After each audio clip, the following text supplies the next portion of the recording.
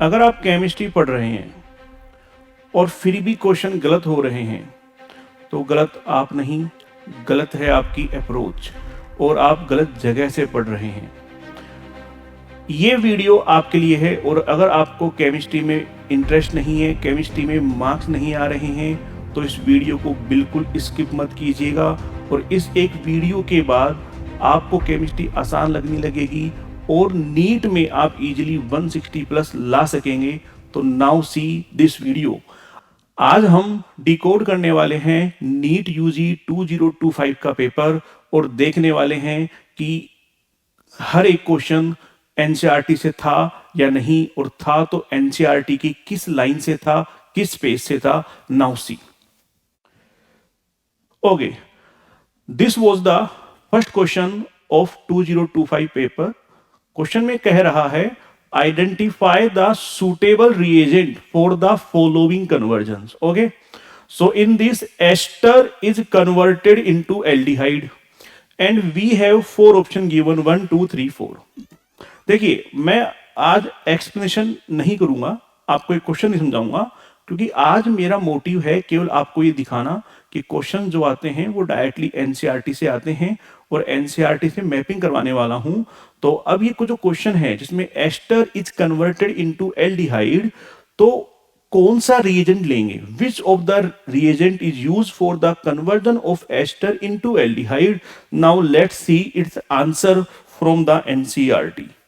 Now देखो, in NCERT this is given, ये मैंने स्क्रीनशॉट लिया है from the NCERT lesson number 8 aldehyde ketone and carboxylic acid. तो in NCERT it is given कि ester are reduced to aldehyde with DIBAL H, means di isobutyl aluminium hydride. Ester is reduced to aldehyde with the help of diisobutyl aluminium hydride. Now again see the question कि ester को convert करना है aldehyde में। You can see answer is diisobutyl aluminium hydride. So this is a very simple question and this is asked directly from the NCERT. Now let's move to the question number second. In the second question you have asked the decreasing order of acidity. Now you have 4 option. देखिए, first of all the concept of this question is given in NCERT. जो concept है वो NCERT में given है, बहुत simple है। We know that कि जो प्लस आई ग्रुप्स होते हैं, plus I group decreases the acidity, कि प्लस आई ग्रुप डिक्रीजेज एसिडिटी को कम कर देते हैं। Second one thing, more the number of carbon atom, जितने ज्यादा कार्बन एटम होंगे प्लस आई इफेक्ट उतना ही ज्यादा होगा, और प्लस आई इफेक्ट ज्यादा होगा तो एसिडिटी उतनी ही कम होगी। This is a very simple question. Now see it's answer in NCERT कहां गिवन है। Okay, now again this is again a screenshot taken from the NCERT book lesson number 8 aldehyde and ketone. So you can see एक order given है, आप देख सकते हैं in this order formic acid HCOOH is more acid than acetic acid CH3COOH। Okay, now see the question. These are the 4 option. You can clearly see formic acid is more acidic then acetic acid. ऐसा किसी और option में given नहीं है। It means हमें आगे check ही नहीं करना। Clearly the answer is option number A. Clearly आपको मिल जाएगा answer number A, option number A. और हम वैसे भी डिस्कस कर सकते हैं। Now moving to the question number 3। This is the question number 3। In this ask कि which of the following reaction not belong to the Lassaigne test. इनमें से कौन सी रिएक्शन लेसाने टेस्ट को बिलोंग नहीं करती, लेसाने टेस्ट में include नहीं होती। Now see the answer. Again this is screenshot directly taken from NCERT lesson number 8 general principles of organic chemistry, general organic chemistry से लिया गया है। You can see Lassaigne test and Lassaigne test में there are 3 equations given. First for the nitrogen, second for the sulfur, and third for the halogen. ठीक है, अब आप देख सकते हैं reaction for the halogen, for the nitrogen, for the sulphur, तीनों हैं, but this is for the carbon. So this equation does not belong to the Lessane test and hence this is the answer। आप देखिए कितना simple है। Questions are directly asked from the NCERT, सीधे के सीधे NCERT से आ रहे हैं, और इसके बावजूद भी अगर आपके क्वेश्चन गलत हो रहे हैं तो इट इज वेरी डिसअपॉइंटिंग। और अब इसके बाद लेते हैं क्वेश्चन नंबर 4। क्वेश्चन नंबर 4 कह रहा है कि आपको किसी रिएक्शन का रेट कांस्टेंट गिवन है, K is given 0.03। How much time will it take to concentration reduce from 7.2, means initial concentration given है 7.2 mole per litre, and after some time the concentration reduce to 0.9 mole per litre. How much time it will take. देखिए question मैं भी solve करवाने से पहले आपको दिखाता हूं कुछ। नाउ सी अगेन, ये स्क्रीनशॉट लिए हैं मैंने एनसीईआरटी से। First of all see the formula, K equals to 2.303 upon T log of R0 upon R। In this equation time will be 2.303 upon T log of R0 upon R। Put all the value, put all the value, value of K, value of K is 0.03 into log R0 7.2 mole per liter and R 0.9 mole per litre. इसको बस solve करना है, answer आ जाएगा। And one more thing, ये जो question था बहुत ही सिंपल था, फॉर्मूला बेस्ड था, formula is given in the NCERT. उसके अलावा एक बात और, same question is given in the NCERT textbook. Now see rate constant is given और पूछा है हाउ लॉन्ग, मींस कितना टाइम लगेगा for the concentration to reduce from 5 gram to 3 gram. Same question is given in NCERT और NTA ने भी same question NEET paper में दिया, बस उसने वैल्यू को चेंज किया। तो these screenshot are taken from the lesson number 3 chemical kinetics. ठीक है, तो आप देखिए कितने इजी क्वेश्चन आ रहे हैं। Now next question, question number 5। It is given that कि diatomic molecule with zero bond order is stable, कि अगर किसी डाई एटोमिक मोलिक्यूल का बॉन्ड ऑर्डर 0 है तो वो स्टेबल होता है। Okay, and second is given that bond order increases, bond order बढ़ेगा, then bond length also increases, bond length भी बढ़ेगी। Now see the answer. ये स्क्रीनशॉट मैंने लिए हैं class 11th chemistry lesson number 4 chemical bonding. Topic है molecular orbital theory. Now you can see, देख सकते हो कि अगर एक जीरो या नेगेटिव बॉन्ड ऑर्डर है तो मॉलिक्यूल कैसा होगा, अनस्टेबल मॉलिक्यूल। मींस अगर जीरो बॉन्ड ऑर्डर है तो molecule will be unstable. Second आप देख सकते हैं bond length decreases when bond order increases, यानी कि जो दो स्टेटमेंट गिवन है बोथ स्टेटमेंट आर रोंग, कि अगर बॉन्ड ऑर्डर 0 है तो molecule will be stable, wrong, molecule unstable होगा, आपने देखा है। और सेकंड, अगर बॉन्ड ऑर्डर इंक्रीज होगा तो bond length will decrease, but here it is given that bond length increase. So दोनों स्टेटमेंट रोंग हैं and hence answer will be 4th। मैं एक्सप्लेन नहीं कर सकता हूं कि बॉन्ड ऑर्डर बढ़ेगा तो बॉन्ड लेंथ डिक्रीज क्यों होगी, बट आज मेरा मोटिव ये है कि आपको मैपिंग करवाना from the NCERT. Explanations of previous year question हम देखेंगे in the upcoming classes. Now next question, question number 6। In the 6th question ये कह रहा है कि from the following complex which of the compound will have minimum conductance, किस complex की conductance minimum होगी। ओके, अब देखिए इसका भी आंसर और concept both are given in the NCERT. Let me show you the screenshot. मैं आपको स्क्रीनशॉट दिखाता हूं। This screenshot is taken from lesson number 5, class 12th, lesson number 5, coordination compound. In this chapter, एक table is given in which some compounds are given and their conductivity is explained for these complexes. अब आप देख लीजिए कि अगर complex के ion ज्यादा हैं तो उसकी कंडक्टिविटी भी क्या होगी, ज्यादा. तो एक सिंपल सा कंसेप्ट जो कि हम जानते भी हैं फ्रॉम द इलेक्ट्रोकेमिस्ट्री चैप्टर कि the number of ions are more, अगर आयंस ज्यादा हैं तो उन आयंस की कंडक्टेंस भी क्या होगी, ज्यादा होगी. और ये हम टेबल से भी देख सकते हैं. Now come back to the question. आप देखिए, when this compound dissociate, it will give 4 ions. When this compound dissociate, it will give 2 ions. When this dissociate, it will give 0 ion या no ion. It will give no ion because they will do not dissociate. And hence, for these two compound, the number of ions are minimum and hence इसीलिए इन दो की conductance भी क्या होगी, minimum. सो यहां दो answer होंगे, थर्ड एंड फोर्थ बोथ.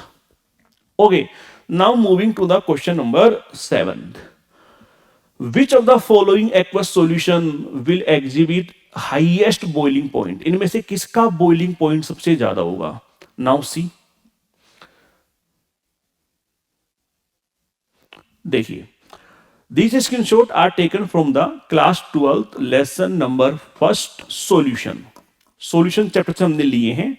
अब देखते हैं आंसर. देखिए, एक फॉर्मूला है in the NCERT. Formula is delta TB equals to i KBM. And simple सा है, जिस सॉल्यूशन के लिए वांट होप फैक्टर आई ज्यादा होगा उसके लिए एलिवेशन इन बॉइलिंग पॉइंट या सिंपली मैं कहूं बॉइलिंग पॉइंट भी ज्यादा होगा. ठीक है, अब आई कैसे निकालें? तो इसका भी फॉर्मूला गिवन है, total number of particles after dissociation upon total number of particles before dissociation. Example लें, let's suppose if Na2SO4 is given, it will dissociate into 2Na plus and 1SO4 2 minus, 1SO4 2 minus.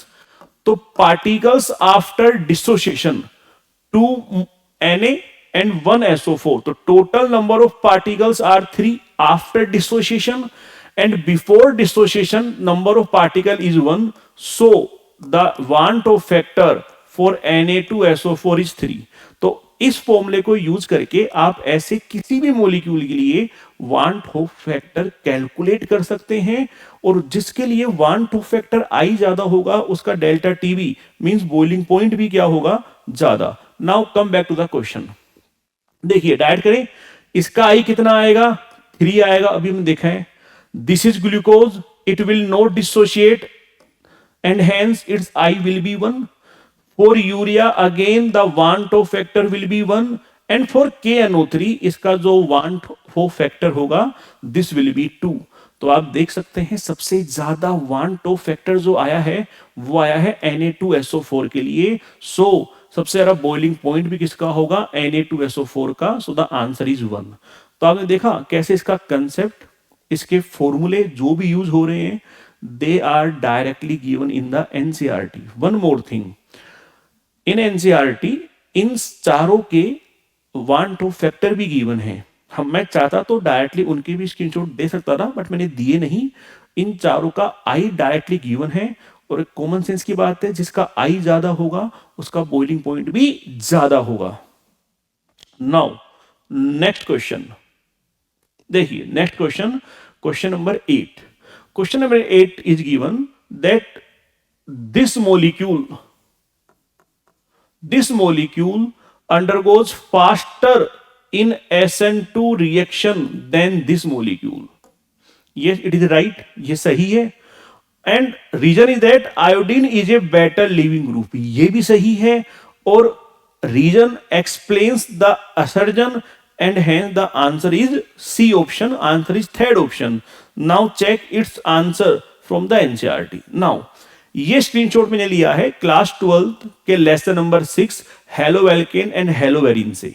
ये वहां एक question given है, no doubt concept भी given है, काफी questions भी given है, बट मैंने एक क्वेश्चन लिया वहां से। क्वेश्चन क्या है कि फॉलोइंग पेयर्स में से कौन सा कंपाउंड SN2 रिएक्शन फास्टर देगा, और वहां देखो ये मॉलिक्यूल गिवन है, आप देख सकते हैं गिवन है, और उसका आंसर भी गिवन है, iodine is a better leaving group. तो ये 8 क्वेश्चन हमने देखे, 8 क्वेश्चन अभी तक हमने देखे। आप देख सकते हैं कि कैसे एनटीए जो पेपर बनाता है वो केमिस्ट्री की एक एक लाइन से उठा के बनाता है, एनसीईआरटी से ही बनाता है। Okay, now moving to the next question, question number 9।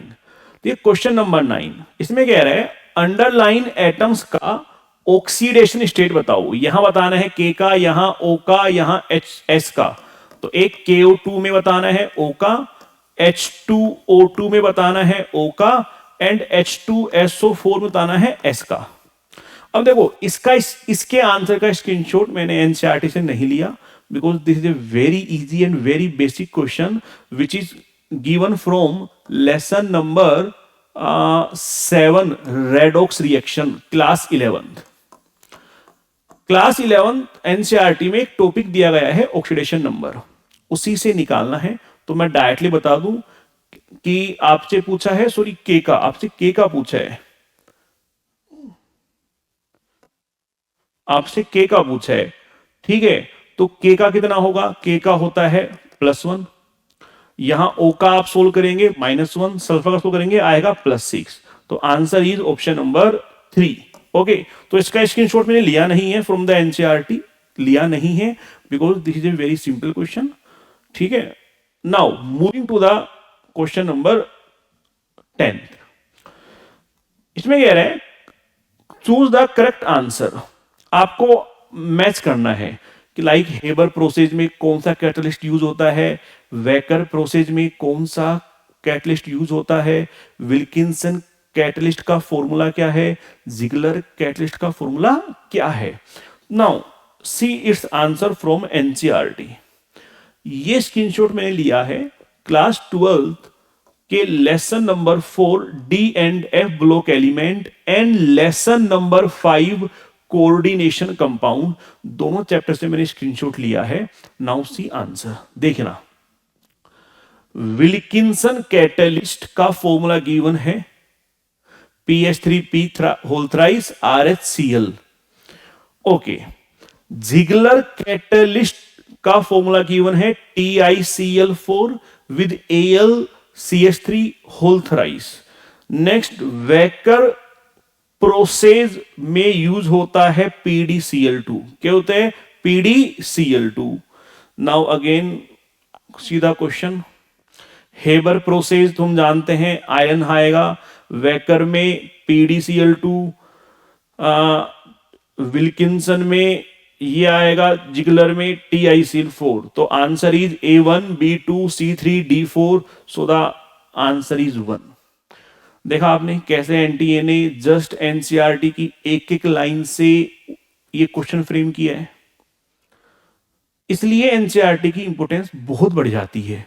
जब ये पेपर एंड होगा तब आप ये पाएंगे इस साल 2025 में, जहां पेपर थोड़ा सा लास्ट ईयर के कंपैरिजन में टफ था, फिर भी from the NCERT, only from NCERT, by reading the NCERT you can attempt or solve minimum 38 question out of the 45 questions।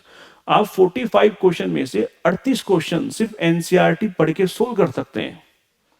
आप इजीली 160 प्लस मार्क्स ला सकते हैं, लेकिन 2 साल पढ़ने के बाद भी, कोचिंग करने के बाद भी, इतने सारे मॉड्यूल्स डीपीपी शीट करने के बाद भी हम या लाखों बच्चे ऐसे हैं जो 50 मार्क्स भी अचीव नहीं कर पाते। तो मेरा मोटिव ये है कि आप लोगों को बताना द इंपोर्टेंस ऑफ एनसीईआरटी, एक एक लाइन की क्या इंपोर्टेंस है एनसीईआरटी की in the NEET exam preparation. और जब ये वीडियो खत्म होगा, ये मेरा आपसे वादा है, कि इस वीडियो को खत्म होने के बाद आपका एक कॉन्फिडेंस हाई होगा, आपके अंदर एक पॉजिटिविटी आएगी कि यस मैं कर सकता हूं, मैं कर सकती हूं, chemistry is doable. Now moving to the next question. Okay, this question is from the P block, ठीक है। और पी ब्लॉक पढ़ने के लिए हमें पढ़ना होगा old NCERT, because in the new NCERT P block is removed from the new NCERT syllabus. So for अगर नीट स्टूडेंट्स को पी ब्लॉक पढ़ना है तो आपको क्लास 11 और क्लास 12 की जो ओल्ड एनसीईआरटी गिवन है वहां से आपको चैप्टर प्रिपेयर करना है। Now see the question statement, nitrogen can form ammonia, means nitrogen NH3 बना सकता है, बट आर्सेनिक भी आरसाइन यानी कि AsH3 बना सकता है, कि अगर NH3 बना सकता है तो AsH3 बना सकता है। सेकंड कि antimony can not form antimony pentoxide. चलो now see it's answer given in the NCERT. देखिए ये स्क्रीनशॉट मैंने लिया है ओल्ड एनसीईआरटी के लेसन नंबर 7 पी ब्लॉक से मैंने ये स्क्रीनशॉट लिया है। आप देख सकते हैं reactivity of elements of group 15 means nitrogen family towards hydrogen, means जब नाइट्रोजन फैमिली के सभी एलिमेंट्स हाइड्रोजन से रिएक्ट करेंगे तो क्या होगा, then they form hydride of the formula EH3 where E is N, P, AS, SB or BI, means N form NH3, P form PH3, AS form ASH3, SB form SBH3 and BI form BIH3, means arsenic जो है वो भी बना रहा है NH जैसे NH3 बना रहा है, सेम आर्सेनिक ASH3 बना रहा है, means statement 1 is correct। Now, second statement, reactivity towards oxygen, all element, all में आपका एंटीमनी भी आ गया, SB भी आ गया। All element form two type of oxide, E2O3, E2O5, means antimony will form SB2O3 and SB2O5 antimony pentoxide, ठीक है। Now see, तो ये कह रहा है antimony can not form antimony pentoxide, जबकि हमने देखा एंटीमनी जो है वो एंटीमनी पेंटोक्साइड बनाता है। इट मींस स्टेटमेंट 1 तो सही है बट स्टेटमेंट 2 इनकरेक्ट है, सो द आंसर इज 1। आपने देखा क्वेश्चन जो बनाया गया है वो एज इट इज एनसीईआरटी के लाइन से बनाया गया है, तो इससे आपको समझ में आनी चाहिए the importance of NCERT. Now moving to the next question. Okay, next question है statement 1, ferromagnetism is considered as the extreme form of paramagnetism, ठीक है। एंड सेकेंड कि Cr+2 आयन में और Nd+3 आयन में अनपेयर्ड इलेक्ट्रॉन सेम होते हैं। Now see it's answer, check करते हैं आंसर एनसीईआरटी में। नाउ सी, ये स्क्रीनशॉट मैंने लिया है new NCERT lesson number 4 D and F block element से लिया है, lesson number 4 D and F block element. Now see क्या गिवन है, ferromagnetism is an extreme form of paramagnetism. Statement 1 as it is language, NTA as it is line उठा रहा है from the NCERT. देखा आपने, एक वर्ड भी change नहीं है, एज इट इज लाइन को पिक कर रहा है, लाइन उठाई क्वेश्चन बना दिया। Okay, it means statement 1 is correct. Now statement second देखो, एनडी के लिए +3 स्टेट में यहां कॉन्फ़िगरेशन गिवन है 4f3, it means there are 3 unpaired electron in the Nd. And where as chromium के लिए भी थोड़ा सा, हाँ देखना, क्रोमियम के लिए भी +2 स्टेट में गिवन है 3d4, means chromium in +2 have 4 unpaired electrons.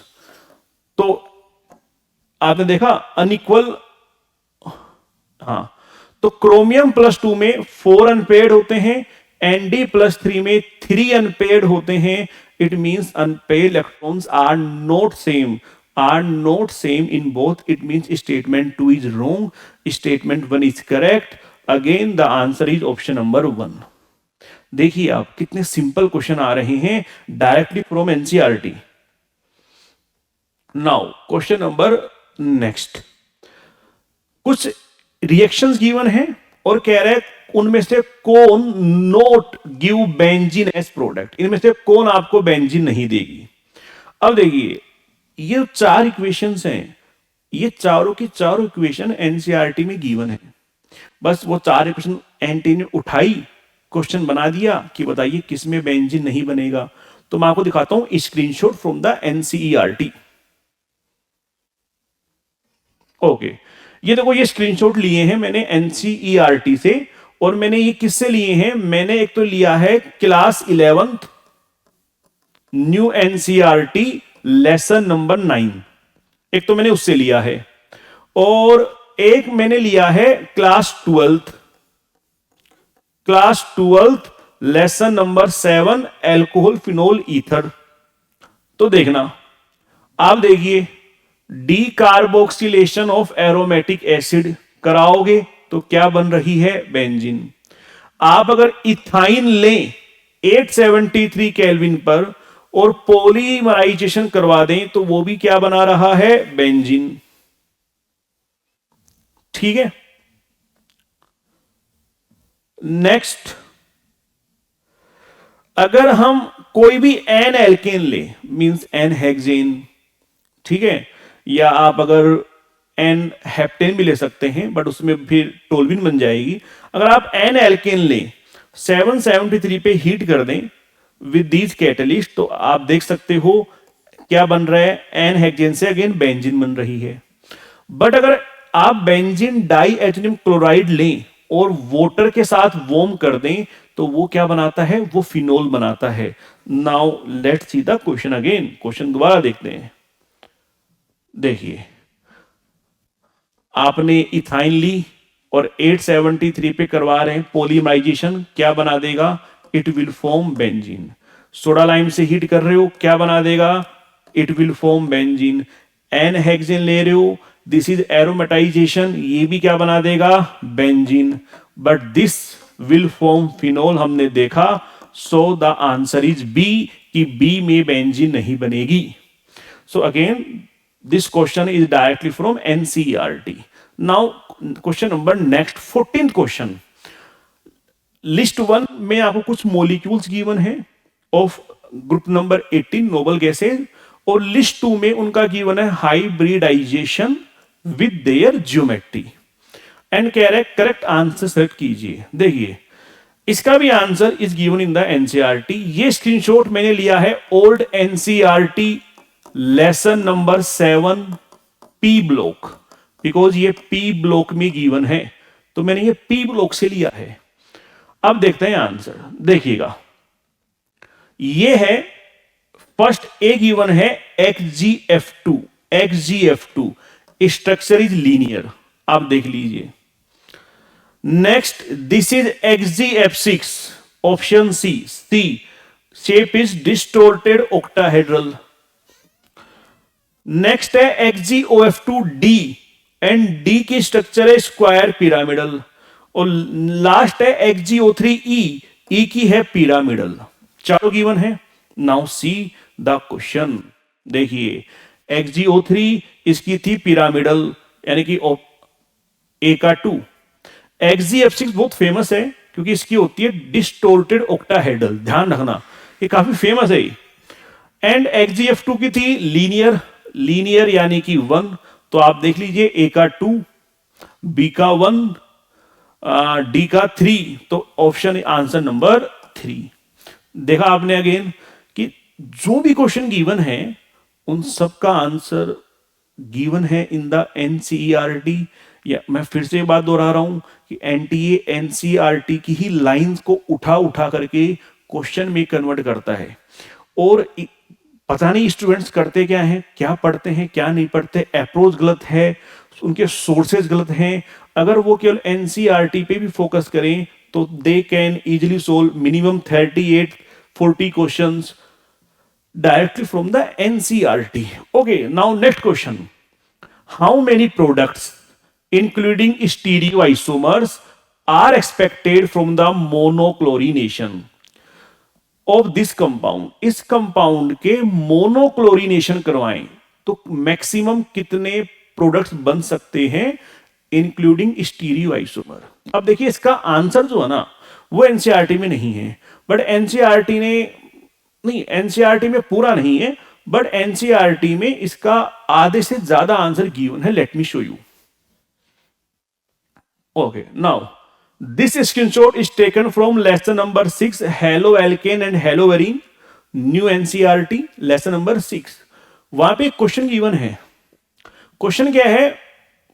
All possible monochloro structural isomer expected from this CH3, CH, CH3, CH2, CH3. This is the same molecule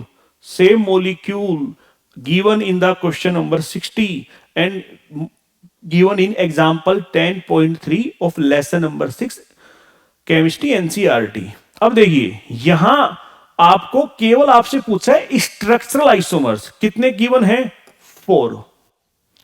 but in the question आपसे पूछा है also stereo. अब देखो मैं diagram बताऊं कि this carbon CH3, CH, CH3, CH, Cl, CH3. This carbon is chiral carbon and hence there are 2 isomer possible of this. इसके 2 isomer बनेंगे स्टीरियो आइसोमर. तो एक तो ये खुद और इसका एक और बनेगा.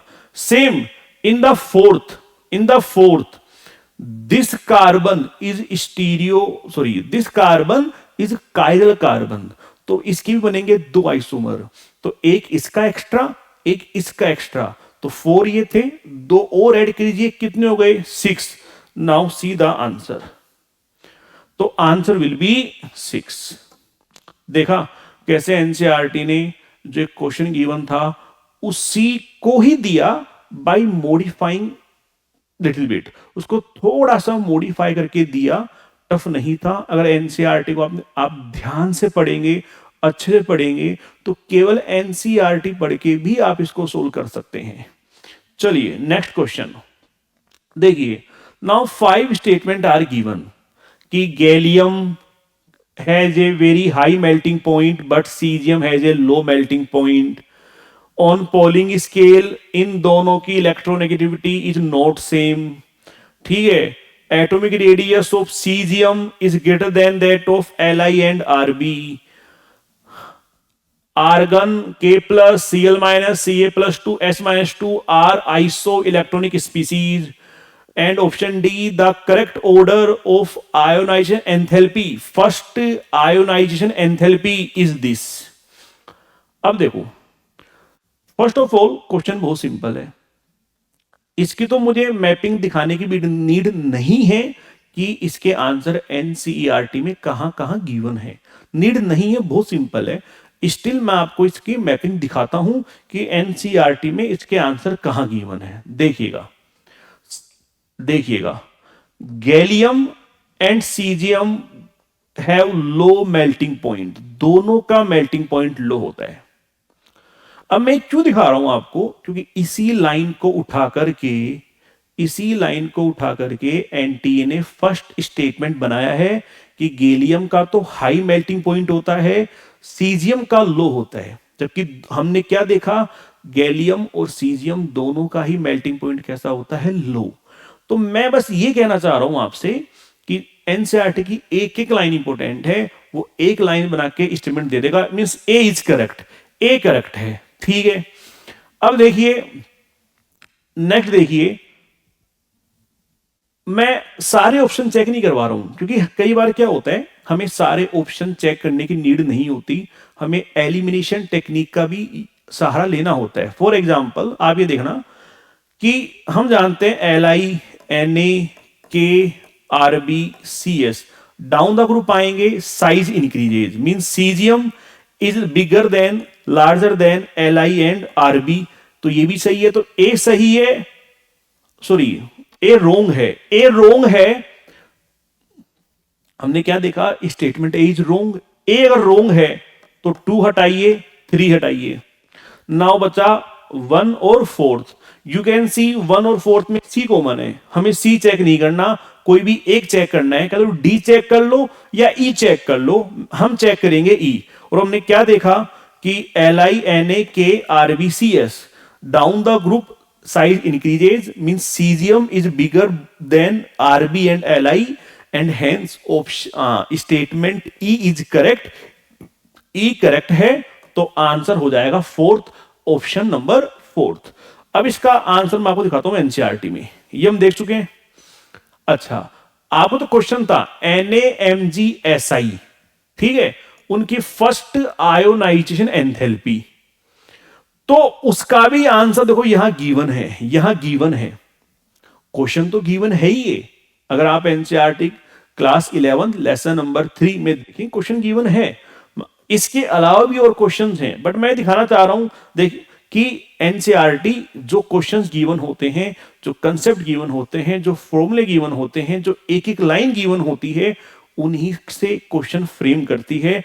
आप देखिए साइज, एटॉमिक साइज देख सकते हैं, caesium is larger than both RB and Li। Okay, तो इस क्वेश्चन के भी सारे आंसर गिवन है in the NCERT.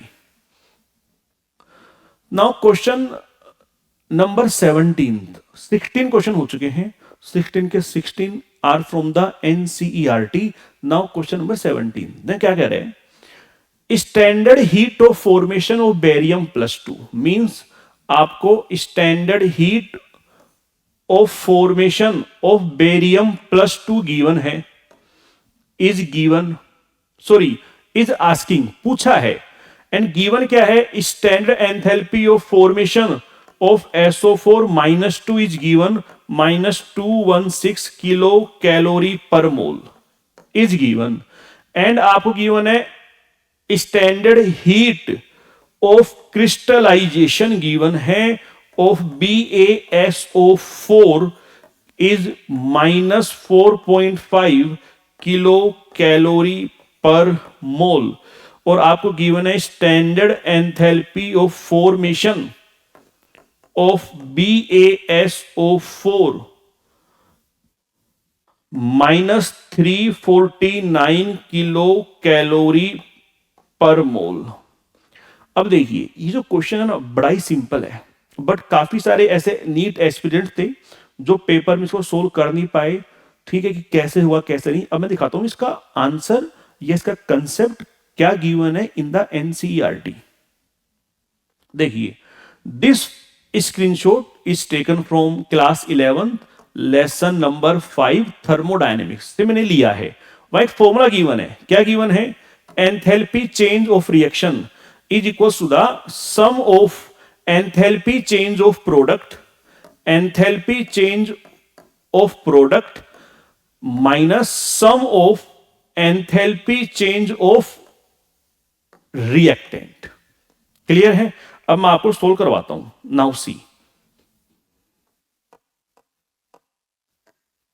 Now see, देखिए इक्वेशन क्या होगी, Ba+2 aqueous plus SO4 -2 aqueous BaSO4 crystallisation means solid. तो सिंपल है कि इस पूरी ये हो रहा है क्रिस्टलाइज, सॉलिड फॉर्म में बन रहा है, तो इसकी होगी enthalpy of crystallisation means delta H, enthalpy change equals to the sum of enthalpy of formation of product minus sum of enthalpy of formation of reactant. अब देखो enthalpy change of crystallisation given है -4.5 kilo calorie per मोल, मैं unit लिख नहीं रहा हूं। Product की आपको गिवन है -349 kilo calorie per mole, minus of reactant के सम कर लेते हैं। तो बेरियम की पूछा है, लेट सपोज उसको X कह दो, और SO4 गिवन है -216 किलो कैलोरी पर मोल। इसको सोल्व करेंगे तो सोल्व करने पे ये आएगा -x वहां लेके जाओ +x equals to -349 minus minus +216 उसको उधर लाओगे +4.5 सोल्व करोगे 220.5 ये आ जाएगा 128 -128.5 किलो कैलोरी पर मोल मींस आंसर नंबर 3। देखा आपने, formula is given in the NCERT, वहां प्रैक्टिस क्वेश्चन भी गिवन है in the NCERT. But important क्या है कि जब हम पढ़ाते हैं एनसीईआरटी तो एनसीईआरटी के हर फॉर्मूले पर काफी सारे क्वेश्चंस को हम प्रैक्टिस करवाते हैं, उसकी पॉसिबिलिटीज बताते हैं। तो जब हम ये पढ़ाते हैं तो हमने इसके साथ इसके साथ हैश लो हो गया, उसके एप्लीकेशंस हो गए, क्वेश्चंस हो गए, काफी कुछ करवाते हैं। तो एक क्वेश्चन भी सिंपल था, हम कर सकते हैं ओनली बाय दिस फॉर्मूला जो कि गिवन है in the NCERT. Now question number 18, list 1 में आपको कुछ एग्जांपल्स गिवन है, लिस्ट 2 में उनके टाइप ऑफ सॉल्यूशन गिवन है, और अब देखते हैं इसका आंसर फ्रॉम द एनसीईआरटी। ये table type of colloidal system, ये स्क्रीनशॉट मैंने लिया है ओल्ड एनसीईआरटी से, ओल्ड एनसीईआरटी लेसन नंबर 5 से मैंने लिया है, और ये जो मैंने लिया है न्यू एनसीईआरटी से लिया है, new NCERT lesson number 1 solution. आप देख सकते हैं कि अमलगम सॉल्यूशन होता है लिक्विड इन सॉलिड्स का, और copper dissolve in gold means alloy, alloy जो होते हैं एलोय होते हैं सॉलिड इन सॉलिड का। स्मोक आप देख सकते हैं सॉलिड इन गैस का, फॉग मिस्ट क्लाउड यानी कि ह्यूमिडिटी, इनका मतलब है ह्यूमिडिटी, ह्यूमिडिटी होती है लिक्विड इन गैस का। अब देखिए question, humidity, alloy, amalgam, smoke, 4 option given है और ये चारों टेबल में भी गिवन है। आने वाली क्लासेज में मैं आपको दिखाऊंगा कि कैसे इन 2 टेबल से बार बार क्वेश्चन आता है, कैसे ये टेबल एग्जामिनर की बहुत फेवरेट है, वो इनसे क्वेश्चन बार बार फ्रेम करता है। अभी 23 या 24 में इस ही टेबल से क्वेश्चन आए हुए हैं, हम अपकमिंग क्लासेज में देखेंगे। तो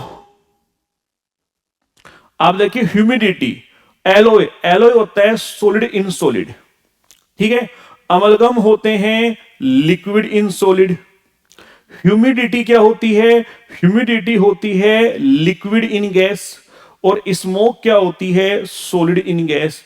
तो आंसर क्या आएगा, ए का 2 बी का 1, ए का 2 बी का 1 सी का 4 डी का 3, answer number 4। Okay, now next,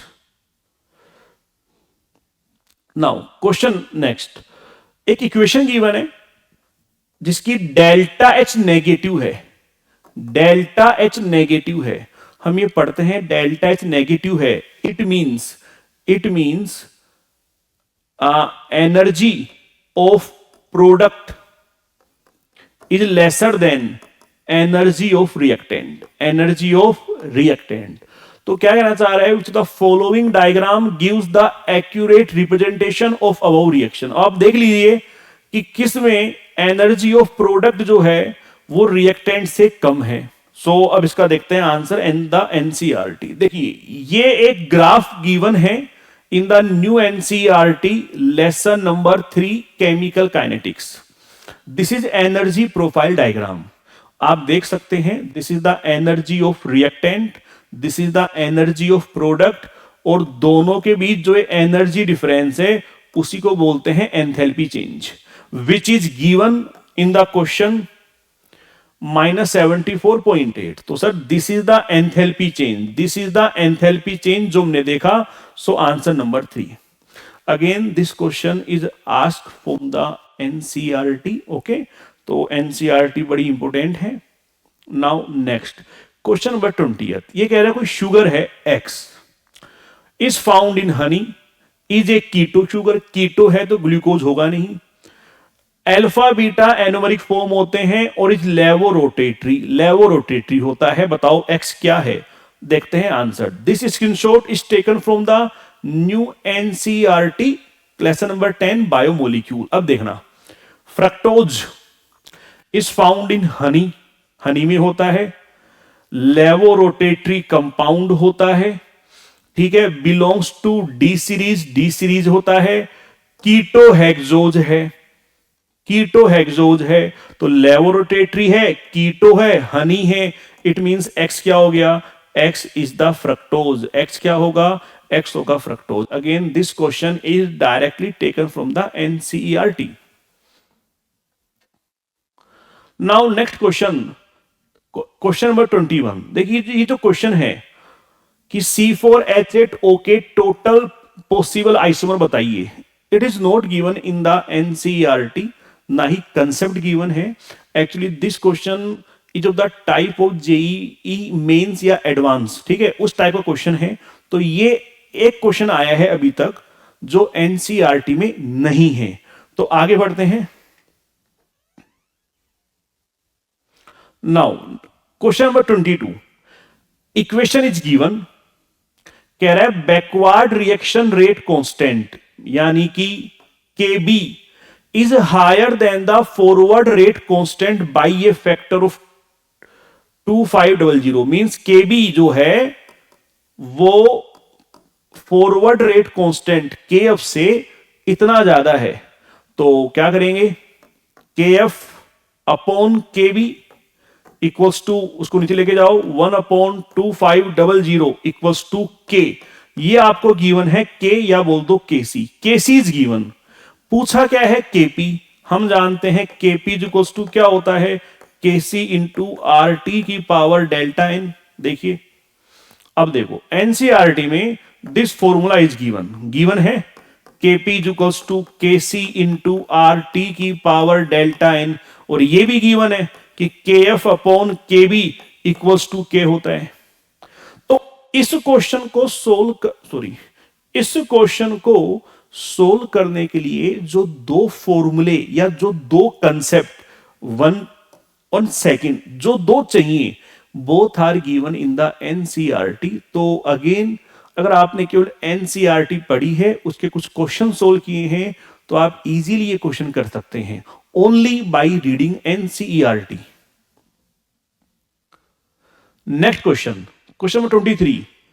इसमें कह रहा है ratio of wavelength of the light absorbed bye A hydrogen atom when it undergoes 2 to 3 and 4 to 6। अब देखिए एनसीईआरटी में एक फॉर्मूला गिवन है, 1/λ equals to RH into Z square 1/n1 का स्क्वायर माइनस 1/n2 का स्क्वायर। करना क्या है, आपको एक बार यहां n1 को 2 मैं करके दिखाता हूं। Let's suppose this is lambda 2 to 3 equals to RH into Z square. Value put करने की नीड नहीं है। 1/n1 होगा 2 का स्क्वायर 4 माइनस 1/n2 होगा 3 का स्क्वायर 9। आप थोड़ा सोल्व करेंगे इसको तो ये आएगा RH into Z square, LCM लेंगे इसका 36 9, ये आएगा 5/36। इसको कह दीजिए 1। एक बार हम रखेंगे n1 को 4 और एक बार रखेंगे n2 को 6। तो सोल्व करते हैं, 1/λ 4 to 6 equals to RH into Z square 1/n1 4 का स्क्वायर 16 माइनस 1/n2 का स्क्वायर 36। इसको थोड़ा सोल्व करेंगे तो 1/λ 4 to 6 equals to RH into Z square. ये कितना आएगा, तो इनका तो एलसीएम आएगा वो आएगा 144, ठीक है। तो 16 जाएगा 9 टाइम्स, ये जाएगा 4 टाइम्स, तो ये आ जाएगा 9 माइनस 4, ये आ जाएगा 5/144। Equation number 2। Now divide both the equation, दोनों को डिवाइड कर दीजिए।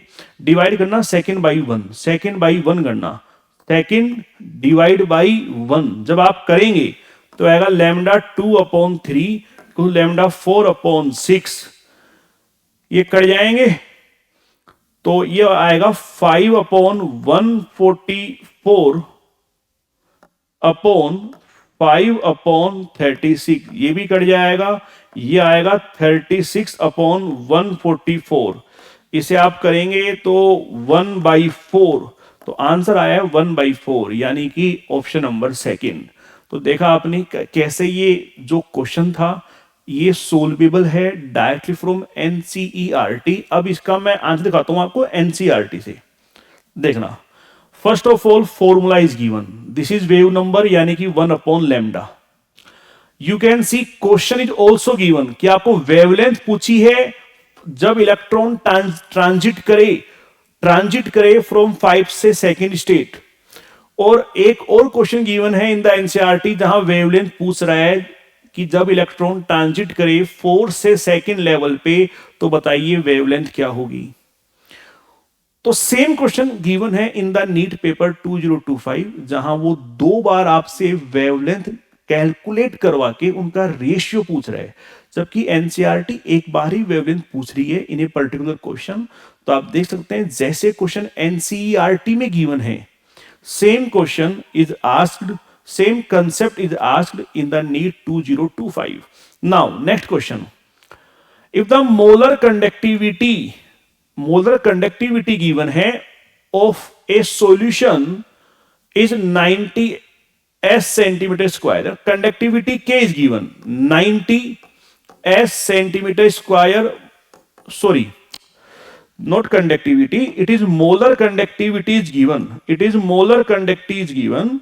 So in this question molar conductivity lambda m is given 90 S centimetre square mole inverse. आपसे पूछा क्या है, डिग्री ऑफ डिसोसिएशन अल्फा पूछा है। अब हम जानते हैं अल्फा होता है lambda M upon lambda M infinity, ये होता है lambda M upon lambda M infinity. So अब हम लैम्डा एम इंफिनिटी निकाल सकते हैं, कैसे निकालोगे, ऑफ मोनोबेसिक एसिड है तो आप कोई भी ले सकते हैं, आप चाहें HCOOH ले लें, कुछ भी ले सकते हैं आप। तो ये हो जाएगा molar conductivity of cation plus molar conductivity of anion, दोनों को सम कर दीजिए, 349.6 प्लस 50.4, ये आएगा 350 S centimetre square mole inverse. दोनों को यहां पुट कर दीजिए, 90 गिवन है, 400 आपने निकाला है। अब आप सोल्व करेंगे इसको तो 0.2 समथिंग आएगा, तो आंसर इज ऑप्शन नंबर 1।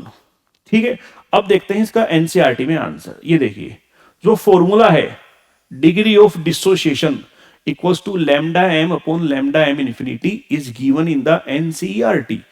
अच्छा, उसके साथ ही देखिए एनसीईआरटी में सेम क्वेश्चन गिवन है मेथेनोइक एसिड, उसने बस यहां लिख दिया मोनोबेसिक एसिड, उसने मेथेनोइक एसिड की लिख दिया मोनोबेसिक एसिड और वैल्यू चेंज कर दी। यहां भी क्या पूछी है, डिग्री ऑफ डिसोसिएशन पूछा है आपसे, और वही 2 वैल्यू गिवन है, molar conductivity of cation and molar of anion and cation आप गिवन है। सेम क्वेश्चन फॉर्मूला एनसीईआरटी में है, सेम क्वेश्चन आपसे नीट में पूछा है। तो आप देख लीजिए कि कैसे एनसीईआरटी के ही फॉर्मूले और लाइन से क्वेश्चन आता है। Now next question, question number 25, ये कह रहा है कि लिक्विड X और लिक्विड Y है के 5 और 10 मोल्स लिए हैं, दोनों को मिलाया तो टोटल प्रेशर आया 70। प्योर X और pure Y means P0 X और P0 Y आपको गिवन है 63 टोर 78 टोर। तो बताइए कौन सा सही है। तो फॉर्मूला क्या है, फॉर्मूला है PT total pressure equals to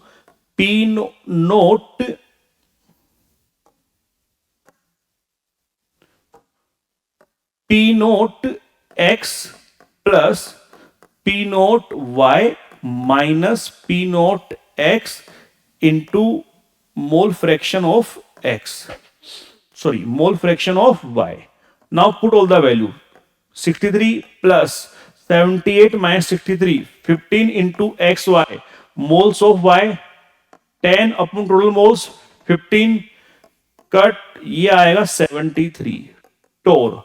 so total pressure should be 73 torr, but what is given 70 torr, means जो वेपर प्रेशर है वो 70 टोर है, जबकि होना कितना चाहिए 73 torr, means vapour pressure comes less than that expect from the Raoult's law, उससे कम आ रहा है, और कम आता है तुम जानते हैं वो क्या शो करता है, नेगेटिव डेविएशन। तो answer number 4। Now see answer from the NCERT. देखना, first of all this formula is given in the NCERT, जिससे आप निकालेंगे टोटल प्रेशर। और उसके बाद आप देख सकते हैं कि if the vapour pressure lower, कम आता है, तो वो शो करता है नेगेटिव डेविएशन। अगेन एनटीए ने एनसीईआरटी की लाइन से फॉर्मूले से क्वेश्चन फ्रेम किया और नीट में दे दिया। Now next question, question number 26। In this आपसे पूछा है इक्वल नंबर ऑफ एटम्स, किसमें इक्वल नंबर ऑफ एटम्स होंगे। अब देखिए ऐसा ही question largest number of atom या इक्वल नंबर ऑफ एटम, ऐसे ही क्वेश्चन गिवन है इन द एनसीईआरटी। ये जो स्क्रीनशॉट लिया है वो एनसीईआरटी से लिया है। हमें पता है हम कैसे करेंगे, हम जानते हैं सबसे पहले हम निकालेंगे moles, mass upon molar mass. Moles आएंगे, मोल्स को आप मल्टीप्लाई करेंगे Na से, तो आपको मिलेंगे नंबर ऑफ मोलिक्यूल्स, और मल्टीप्लाई कर देंगे नंबर ऑफ एटम पर मोलिक्यूल, तो आपको मिलेंगे total number of atoms, total number of atoms. तो करना क्या है, मोल्स निकालिए और नंबर ऑफ एटम पर मोलिक्यूल से मल्टीप्लाई कीजिए। एग्जांपल दूं, मास है 12, मोलर मास है 2, डिवाइड करोगे 6, तो मोल्स आएंगे 6, और पर मोलिक्यूल है 2 एटम, तो 6 इंटू 2 करोगे तो टोटल एटम आएंगे 12 Na। ठीक है, ऐसे आप यहां देखिए, मास है 212, मोलर मास है 106, डिवाइड करोगे मोल्स आएंगे 2, मोल्स आएंगे 2, Na है, एटम देख लीजिए, Na के 2 हैं, O के 3 हैं और C का 1 है, कितने हो गए 6, तो again 2 into Na into 6, 12 Na। तो A और D के सेम आ गया। ऐसे आपको सबका चेक करना है, जब चेक करेंगे तो आंसर विल बी 4। अगेन जो एक क्वेश्चन है उसका फॉर्मूला भी एनसीईआरटी में गिवन है, कंसेप्ट भी एनसीईआरटी में गिवन है, और ऐसा ही क्वेश्चन भी एनसीईआरटी में गिवन है। देखिए नेक्स्ट क्वेश्चन आपसे पूछा है which of the following are paramagnetic. ठीक है, जो इनमें से 4 ऑप्शंस हैं, these 4 option are taken from the NCERT, but I think 5th option is not given in the NCERT. मैं दिखाता हूं आपको। नाउ आप देख सकते हैं NiCl4, तो NiCl4 जो है पैरामैग्नेटिक होता है, NiCO4 डायमैग्नेटिक होता है, और NiCN4 जो है वो भी डायमैग्नेटिक होता है। तो 3 ऑप्शन में गिवन है, आप देख लीजिए, ये पैरामैग्नेटिक है, ये डायमैग्नेटिक है, ये डायमैग्नेटिक है। इसका आप चेक करेंगे, H2O एक वीक लिगेंड है, तो ये भी पैरामैग्नेटिक आएगा। अच्छा, option is not in the NCERT, but मैं बता दूं आपको, जब इसे करते हैं solve, it will comes out to be diamagnetic. तो आपसे पूछा है कौन कौन से पैरामैग्नेटिक है, पैरामैग्नेटिक है A and D, so the answer option is 1, option is 1। Now next question कह रहा है half life of A first order reaction is 1 minute. तो बताइए टाइम कितना लगेगा for the completion of 99.9% reaction. अब देखिए इसका answer, this question is given in the NCERT, ये स्क्रीनशॉट एनसीईआरटी से लिया है।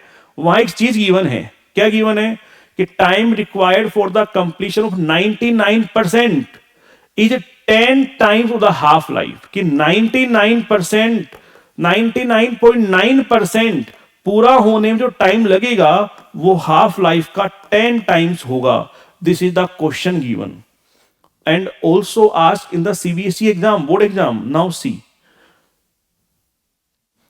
आप कह रहे हैं अगर हाफ लाइफ 1 मिनट है तो we know that 10 times of the half life, 10 into 1 minute, answer will be 10 minutes. तो इसका आंसर आएगा 10 मिनट्स। कितना सिंपल क्वेश्चन गिव, कितना सिंपल है, directly asked from the NCERT. Now next question, question number 29, आपसे helium और Li+2 के first orbit के लिए आपसे पूछिए एनर्जी और आपसे पूछिए रेडियस। मैं देखिए, now these screenshot are taken from the new NCERT class 11 lesson number 2 structure of atom. आप देखिए, एनर्जी का फॉर्मूला गिवन है, रेडियस का फॉर्मूला गिवन है, Z is atomic number, N is the orbit, N is the orbit, Z is the atomic number. Formula given है, इन्हीं फॉर्मूले में आपको वैल्यू पुट करके एनर्जी और रेडियस निकालनी है। ऐसे ही क्वेश्चन देखिए, हीलियम के फर्स्ट ऑर्बिट के लिए आपको एनर्जी और रेडियस पूछी है। सेम क्वेश्चन, वो का वो क्वेश्चन, क्वेश्चन He+ का गिवन है, फॉर्मूले गिवन है। तो again this question is directly asked from the NCERT. Now next question. Now देखिए, ये जो क्वेश्चन है, क्वेश्चन नंबर 30, ये एनसीईआरटी में गिवन नहीं है, बट इसका कंसेप्ट हम कह सकते हैं लिटिल बिट गिवन है एनसीईआरटी में, बट क्योंकि एनसीईआरटी में गिवन नहीं है तो अभी इसको डिस्कस नहीं करेंगे। इन द अपकमिंग क्लासेज जब मैं आपको पीवाईक्यू सीरीज डिस्कस कराऊंगा, सोल्व करवाऊंगा, तब इस क्वेश्चन को हम लेंगे, क्योंकि आज हमारा जो मेन मोटिव है वो है डिकोड ऑफ 2025 पेपर कि कौन सा क्वेश्चन एनसीईआरटी के किस पेज किस लाइन से आया है, हमें वो देखना है। नाउ नेक्स्ट क्वेश्चन देखिए, डाल्टन्स एटॉमिक थ्योरी। ये डाल्टन्स थ्योरी जो ना, ये जो वर्ड है डाल्टन, ये ना पेपर सेटर का, एग्जामिनर का बहुत फेवरेट वर्ड है। मैं आपको अपकमिंग क्लासेस में शो करूंगा, प्रूव करूंगा कि कैसे इससे इन द पास्ट ईयर्स भी क्वेश्चन आए हुए हैं। अब क्वेश्चन क्या है, Dalton's atomic theory which of the following किसको एक्सप्लेन नहीं कर सकती। आप देखिए स्क्रीनशॉट, ये स्क्रीनशॉट लिया है न्यू एनसीईआरटी में लेसन नंबर 1 क्लास 11 कि डाल्टन्स थ्योरी जो है could not explain the law of gaseous volume, law of gaseous volume को एक्सप्लेन नहीं कर सकती। सो the answer is option number 2। Now next है करेक्ट ऑर्डर आइडेंटिफाई करना है अगेंस्ट द प्रॉपर्टी मेंशन। जैसे डाइपोल मोमेंट का ऑर्डर करेक्ट है कि नहीं, लोन पेयर का ऑर्डर करेक्ट है या नहीं, बॉन्ड लेंथ का ऑर्डर करेक्ट है या नहीं, और बॉन्ड एंथैल्पी का भी ऑर्डर करेक्ट है या नहीं। क्वेश्चन बड़ा अच्छा है क्योंकि आपको चारों ऑप्शन चेक करने पड़ेंगे। तो देखिए, ये स्क्रीनशॉट मैंने लिए हैं क्लास 11 की एनसीईआरटी लेसन नंबर 4, और ये एक स्क्रीनशॉट लिया है मैंने old NCERT lesson 7 P block. आप देख लीजिए, OHCHNO तीनों बॉन्ड्स की बॉन्ड लेंथ गिवन है। NO बॉन्ड इज बिगर, सबसे बड़ा ये है, NO बॉन्ड सबसे बड़ा है, बट यहां सबसे छोटा गिवन है, mean C is wrong, C is wrong, C रोंग, तो 2 गया 1 गया। नाउ D दोनों में है, फिर भी चेक कर लेते हैं। आप देखिए, फिर भी चेक कर लेते हैं। अगर डाइपोल मोमेंट की बात करें, देखिए H2O का डाइपोल मोमेंट सबसे ज्यादा है, उससे कम अमोनिया का है, उससे कम क्लोरोफॉर्म का है। तो H2O का सबसे ज्यादा मींस ए सही है, ए सही है। अच्छा, लोन पेयर चेक कर लीजिए, XgF2 पे 3 लोन पेयर हैं, XgF4 पे 2 लोन पेयर हैं, और XgO3 पे 1 लोन पेयर है। ये देखिए, सबसे ज्यादा किस पे है, XgF2 पे, बट इसमें कम गिवन है, means B is wrong, B wrong, तो आंसर आ गया ए। तो आपने देखा, 4 जो स्टेटमेंट थे, चारों के answer is given in the NCERT. ये प्रूफ है कि जो टेबल्स गिवन है सब एनसीईआरटी में गिवन है।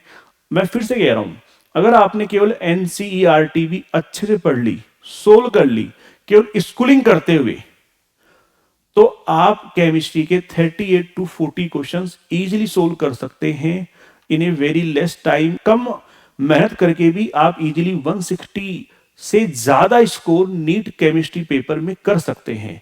Now next question number 78, list 1 में नेम ऑफ विटामिन गिवन है, लिस्ट 2 में उनकी डिफिशियंसी डिजीज गिवन है। तो सीधे आंसर देखते हैं, बड़ा सिंपल है।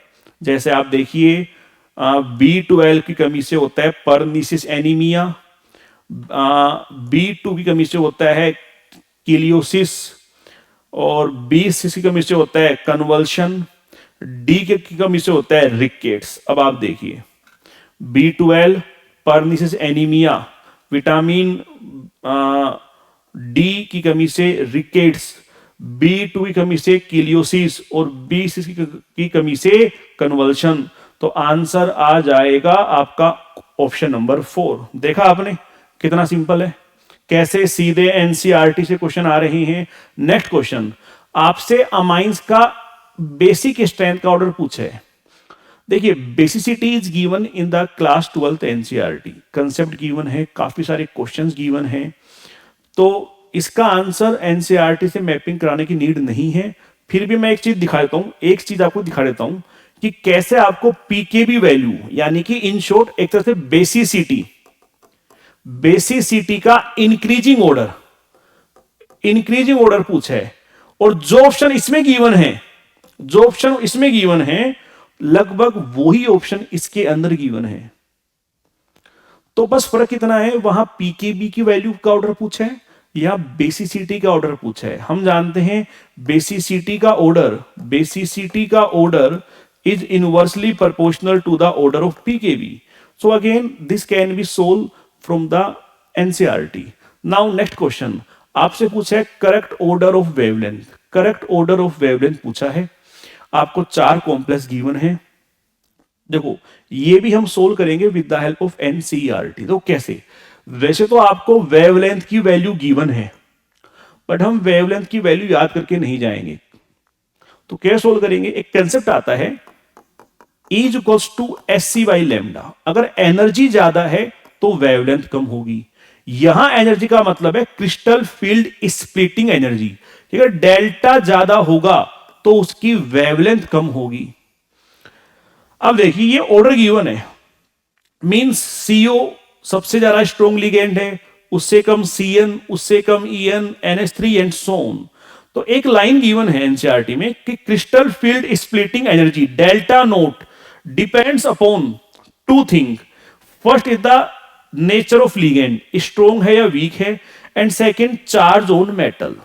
ठीक है, अब सुनिए, अगर लिगेंड स्ट्रॉन्ग है तो उसका डेल्टा नोट ज्यादा होगा तो वेवलेंथ क्या होगी, कम। Now come back to the question. आप देखिए CN ज्यादा स्ट्रॉन्ग है देन अमोनिया देन H2O। अब आप देखिए CN सबसे स्ट्रॉन्ग है तो डेल्टा हाई होगा, तो लैम्डा सबसे कम होगा, लोवेस्ट किसका होगा भैया, बी का। लोवेस्ट किसका होगा, बी का, बी। तो फर्स्ट और सेकंड तो वैसे नहीं आएंगे। नाउ आफ्टर दैट CN के बाद में था अमोनिया, तो इसके बाद इससे थोड़ा कम स्ट्रॉन्ग कौन है, अमोनिया।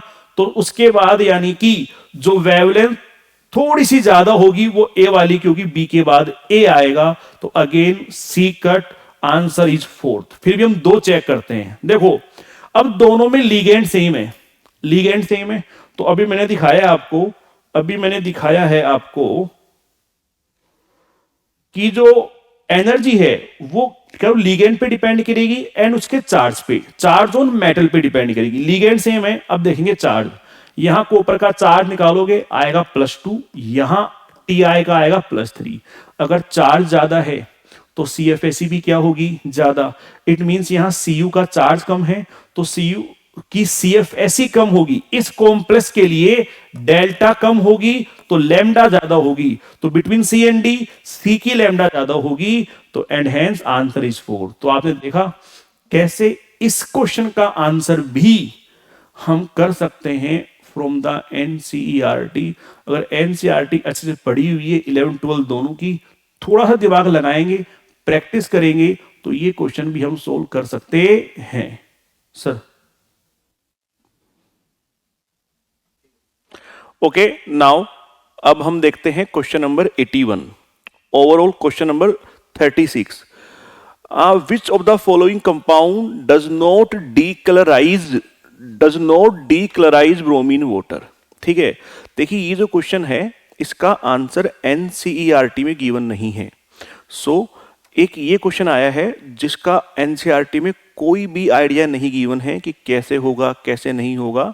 सो हम अब आगे बढ़ते हैं। Now next question number 82। Question 82 कह रहा है कि predict the major product in the following sequence. For example this reactant is given. So first reaction is addition of HBr in the presence of benzoyl peroxide. Okay, this reaction of the addition of HBr to the double bond in the presence of benzoyl peroxide is given in both class 11th NCERT and class 12th NCERT. होता क्या है इसमें? In the presence of peroxide, addition of HBr will takes place according to anti-Markovnikov rule. Anti-Markovnikov rule. Okay, anti-Markovnikov rule short में ये कहता है कि जहां हाइड्रोजन कम है वहां हाइड्रोजन को ऐड करेंगे to the double bonded carbon, कि जिस डबल बॉन्डेड कार्बन पे हाइड्रोजन कम है हम उस पे हाइड्रोजन को ऐड करेंगे और दूसरे डबल बॉन्डेड कार्बन पे हम हैलोजन ऐड करेंगे। इसको शॉर्ट में ऐसे याद कर सकते हैं in a trick form, H hates H, hydrogen hates hydrogen, means hydrogen वहां ऐड होगा जहां हाइड्रोजन कम है। तो यहां एक भी हाइड्रोजन नहीं है तो यहां जाके ऐड होगा हाइड्रोजन, यहां जाके ऐड होगा bromine. So first of all this will form. Now it will react with KCN, तो क्या होगा? KBr बाहर हो जाएगा और it will form CH3CN, and then it react with sodium amalgam in ethanol. So this is the reduction of cyanide to form amine. So it will form CH3 CH2 NH2. So P is answer number 3। तो देखो यहां आएगा answer number 3, option number 3। अब check करते हैं इसका source from the NCERT कि NCERT में कहां गिवन है। देखिए जो फर्स्ट इक्वेशन थी with the HBr in presence of peroxide, उसका स्क्रीनशॉट मैं ऐड नहीं कर पाया, बट वो दोनों एनसीईआरटी में गिवन है। Class 11th NCERT lesson number 9 and class 12th NCERT lesson number 6 haloalkane and haloarene. बाकी आप देखिए कि हेलो एल्केन की reaction with nucleophile forms RNU। तो जब आप हेलो एल्केन की रिएक्शन करवाएंगे KCN के साथ तो इट विल फॉर्म RCN। तो आप देख लीजिए this is R, this is X, कि जो पूरी रिंग है विद CH3 ये R है, BrX है, तो ये बनाएगा RCN। And then reduction of cyanide gives amine, या कह दो 1 डिग्री अमाइन। तो आप देख सकते हैं कि एनटी ने जो क्वेश्चन पूछा वो बिल्कुल एनसीईआरटी से पूछा है। तो मैं फिर से कह रहा हूं, अगर आपने एनसीईआरटी को भी बिल्कुल ध्यान से पढ़ा, लाइन बाय लाइन आपने पढ़ा, वर्ड बाय वर्ड उसको पढ़ा, तो आपके नीट में 40 क्वेश्चन इजीली कर सकते हैं। You can get easily 160 marks in NEET chemistry. तो चलिए आप जो ये वीडियो देख रहे हैं जरूर कमेंट करके बताइएगा कि आपको क्या लगता था कि जो ऑर्गेनिक केमिस्ट्री के क्वेश्चंस आते हैं ये नीट से आते हैं या नहीं, क्या आपको पता था या नहीं? अगर पता था तो इतना डिटेल से पता था कि कोई भी क्वेश्चन एनसीईआरटी के किस लाइन से आ रहा है, कहां किससे आ रहा है, कौन से पेज से आ रहा है, कौन से चैप्टर से आ रहा है, इसका आइडिया आपको था या नहीं, ये आप मुझे बताइएगा। Now moving to the next question. Okay, देखिए इन दिस क्वेश्चन 2 लिस्ट गिवन है, लिस्ट 1 लिस्ट 2। इसमें है क्या? दिस इज ए कि let's suppose mixture of CHCl3 and C6H5NH2 means chloroform and aniline. इन दोनों को सेपरेट करना है, तो किस मेथड से ये दोनों सेपरेट किए जाएंगे? तो 4 mixtures are given. Now let's see this answer in the NCERT, it's answer in the NCERT. ये चारों स्क्रीनशॉट मैंने एनसीईआरटी से लिए हैं, आप देख सकते हैं। ये क्लास 11th का लेसन नंबर 8 है और उसमें एक टॉपिक है principles and the techniques of separation of organic compound, उससे मैंने लिया है। आप देख सकते हैं अगर हम बात करें क्लोरोफॉर्म एंड एनिलीन तो उन्हें सेपरेट किया जाता है बाय द प्रोसेस डिस्टिलेशन। अगर हम बात करें crude oil in petroleum industry को सेपरेट करने की तो उसमें काम लेते हैं फ्रैक्शनल डिस्टिलेशन। और अगर हम बात करें ग्लिसरॉल को सेपरेट करने की फ्रॉम स्पेंट लाई तो यूज करते हैं distillation under reduce pressure. Now see the question, देखिए mixture of chloroform and aniline, mixture of chloroform and aniline is separated by simple distillation. Okay, अगर हम बात करें glycerol crude oil in petroleum industry तो वो separate किया जाता है बाय द फ्रैक्शनल डिस्टिलेशन। आपने अभी देखा कि क्लोरोफॉर्म और aniline is by the distillation, crude oil in petroleum industry is separated by the fractional distillation. अगर हम बात करें ग्लिसरॉल फ्रॉम स्पेंट लाई तो उसको सेपरेट करते हैं from distillation under reduce pressure.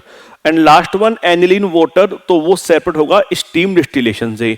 Now you can check ए का 4, बी का 3, सी का 1, डी का 2, ऑप्शन 3। तो देखा आपने कैसे ये क्वेश्चन बिल्कुल एनसीईआरटी से फ्रेम किया गया था। और आप मुझे बताइएगा जो भी स्टूडेंट्स बोर्ड केमिस्ट्री के हैं, मींस जो कोचिंग नहीं कर रहे हैं and doing only 11th-12th board preparation, क्या आपने टॉपिक पढ़ा है? और ये टॉपिक पढ़ा है तो क्या आपको ये पता था? आप कमेंट में करके जरूर बताइएगा। Now moving to the next question. Next question है वो सिंपल है, main group elements. Main group elements कौन से होते हैं? Elements of S and P block are known as main group element या रिप्रेजेंटेटिव एलिमेंट। ठीक है, तो क्वेश्चन क्या है कि इनमें से कौन सा कॉन्फ़िगरेशन मेन ग्रुप एलिमेंट से बिलोंग करता है। तो पहले चेक कर लेते हैं it's answer in the NCERT. देखो एनसीईआरटी से स्क्रीनशॉट लिया है मैंने, ये लेसन नंबर 3 क्लास 11th। उसमें क्या गिवन है कि S block element and P block elements are known as representative element और मेन ग्रुप एलिमेंट। देखा आपने कैसे एनटीए ने इसी लाइन से क्वेश्चन फ्रेम किया है। नाउ सी, देखिए बड़ा सिंपल है। आप एक काम कर सकते हैं, आप just add the electron. Neon 10 electron plus 1 electron in S, total electron is 11, so the atomic number is 11। ये आप चेक कर सकते हैं वैसे भी कि last electron enters into S subshell and hence the block is S. तो इसका ब्लॉक कौन सा है? S. You can check here last electron enters into D, so it is a d block element. Here last electron enters into d, so it is a d block element.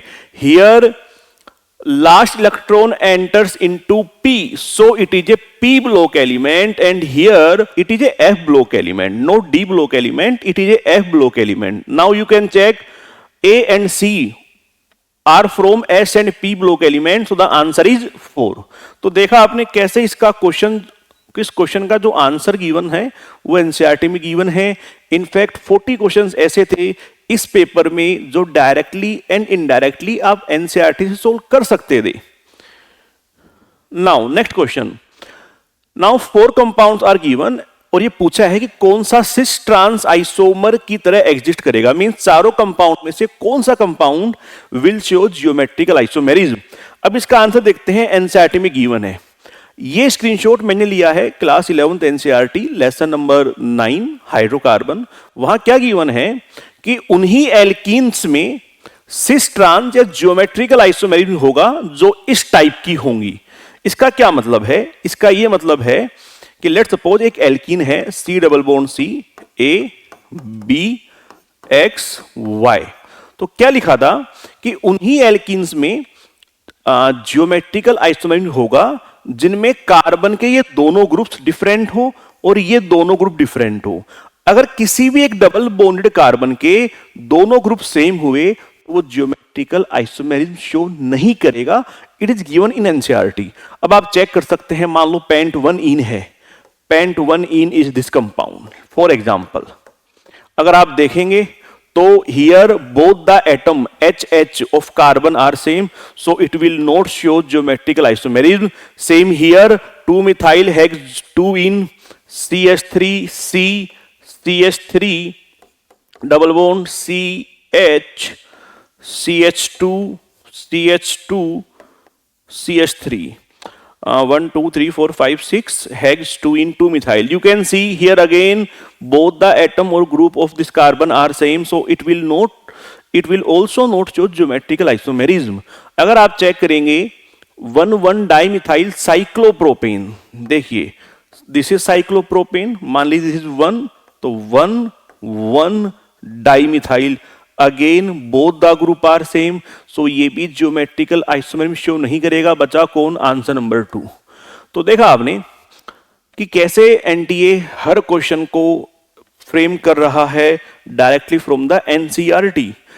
Now next question, ये question काफी अच्छा है, इसमें काफी सारे concept लगेंगे। Question क्या है कि एक फॉस्फोरिक एसिड है H3PO4, हम जानते हैं when it dissociate it will give first H plus ion and form H2PO4 minus, then H2PO4 again give H plus ion and form HPO4 minus 2, and last HPO4 minus 2 again give H plus ion and form PO4 minus 3.